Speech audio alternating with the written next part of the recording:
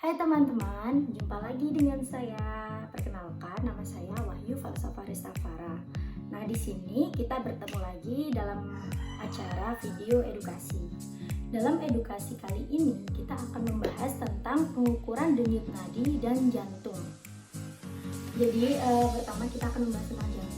Jantung sendiri adalah salah satu organ tubuh yang terdiri dari kumpulan otot yang berfungsi sebagai pemompa darah ke seluruh tubuh. Jadi secara rata-rata itu jantung manusia berdenyut 72 kali per menit dalam status istirahat dan memompa 4 hingga 7 liter aliran darah per menitnya. Jadi tahukah Anda tentang denyut nadi? Nah, kali ini kita akan membahas yang pertama tentang berapa denyut nadi yang normal. Yang kedua, kita akan membahas bagaimana cara melakukan pemeriksaan denyut nadi. Dan yang ketiga, kita akan membahas tentang bagaimana bagian mana saja pada tubuh untuk memeriksa denyut nadi. Kalian tahu tidak, denyut nadi itu diperiksa untuk apa? Tepat sekali. Nah, yang pertama, denyut nadi itu diperiksa untuk mengetahui fungsi jantung itu baik atau tidak. Lalu yang kedua, sebagai data untuk mendiagnosa penyakit. Lalu yang ketiga, ada pemeriksaan atau memeriksa aliran darah setelah cedera. Biasanya terjadi pada atlet. Dan yang keempat, denyut nadi itu diperiksa untuk bagian dari pemeriksaan tanda-tanda vital secara umum. Jadi, denyut nadi itu adalah berapa kali arteri atau pembuluh darah bersih mengembang dan berkontraksi dalam satu menit sebagai respon terhadap detak jantung. Lalu, denyut nadi yang dihitung itu sama dengan jumlah detak jantung. Kira-kira berapa denyut nadi yang normal ya? Ayo coba. Tepat sekali, denyut nadi setiap orang itu memang berbeda-beda. Jadi biasanya denyut nadi yang rendah itu ketika seseorang sedang beristirahat. Contohnya sedang tidur. Lalu denyut nadi yang tinggi itu ketika seseorang sedang melakukan olahraga atau melakukan aktivitas. Biasanya perempuan itu cenderung memiliki denyut nadi yang tinggi daripada laki-laki. Lalu biasanya atlet atau pelari itu memiliki denyut nadi yang lemah daripada orang dewasa normal. Biasanya atlet itu memiliki denyut nadi 40-60 kali per menit. Lalu bagaimanakah cara mengetahui perbedaan antara denyut nadi bagi anak-anak dewasa maupun orang yang lagi berolahraga? Yang pertama, denyut nadi pada bayi di umur kurang dari 1 tahun sampai 1 tahun itu biasanya sekitar 100-160 kali per menit.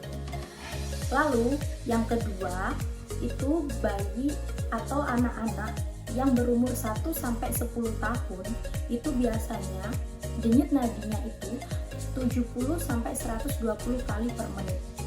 Lalu yang ketiga, usia 11 tahun sampai 17 tahun itu biasanya memiliki denyut nadi 60-100 kali per menit. Lalu orang dewasa itu biasanya memiliki denyut nadi yang sama dengan anak-anak yang berumur 11-17 tahun, yaitu 60-100 kali per menit. Sedangkan atlet itu biasanya memiliki denyut nadi 40-60 kali per menit.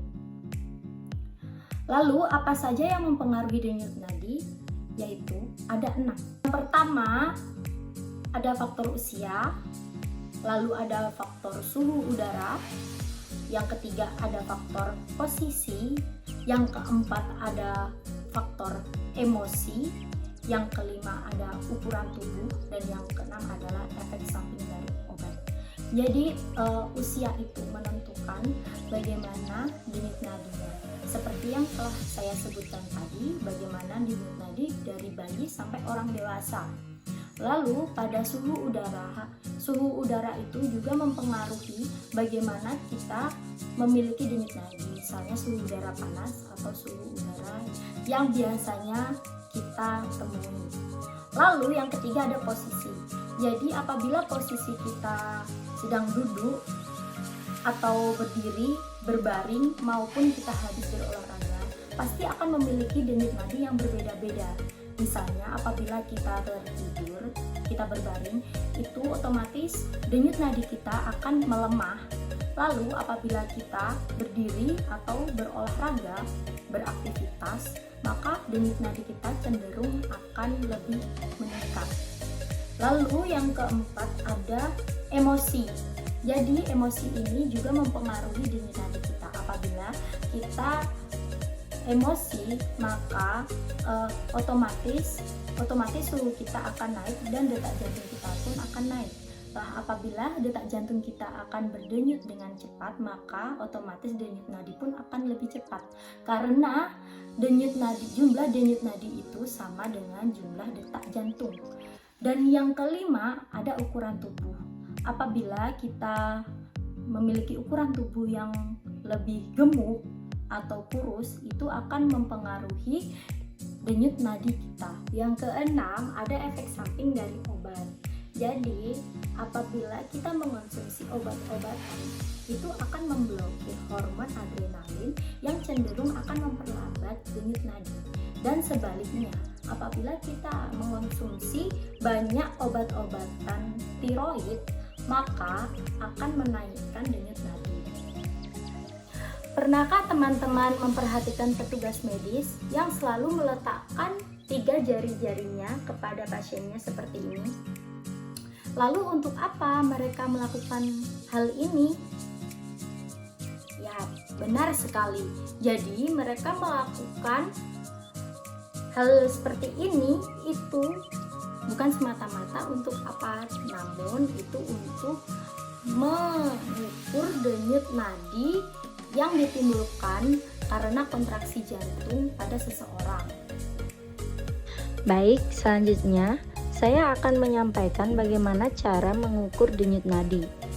Yang pertama-tama, kita siapkan alatnya dulu, yaitu alat tulis dan stopwatch, atau mungkin bisa diganti dengan HP. Lalu, kita langsung aja ke cara kerja. Jadi pertama-tama setelah kita siapkan alatnya, lalu kita langsung mulai dengan memegang pergelangan tangan atau tangan teman yang ada di sekitar kita yang akan kita buat praktikum dengan jari telunjuk, jari tengah, dan ibu jari, sehingga dapat merasakan adanya denyut nadi. Lalu hitung denyutan nadi tersebut dalam waktu 1 menit. Selanjutnya, melakukan lari di tempat selama 2 menit, kemudian hitung kembali denyut nadi yang sebelumnya dihitung dalam kondisi duduk, berdiri, dan tidur terlentang. Lalu, catat semua hasil pengamatan dalam tabel dan bandingkan banyak denyut nadi sebelum melakukan aktivitas dengan setelah melakukan aktivitas. Jadi, setelah kita melakukan kegiatan tadi, dapat disimpulkan bahwa denyut nadi adalah denyutan arteri dari golongan darah yang mengalir melalui pembuluh darah sebagai akibat dari denyutan jantung. Denyut nadi sering diambil dari pergelangan tangan untuk memperkirakan denyut jantung.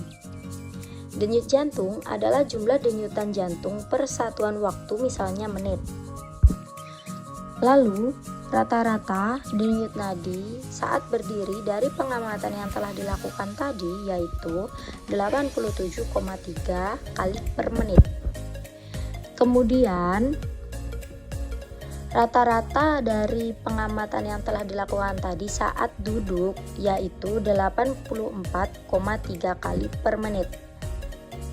Lalu, denyut nadi saat berbaring yaitu 82,3 kali per menit.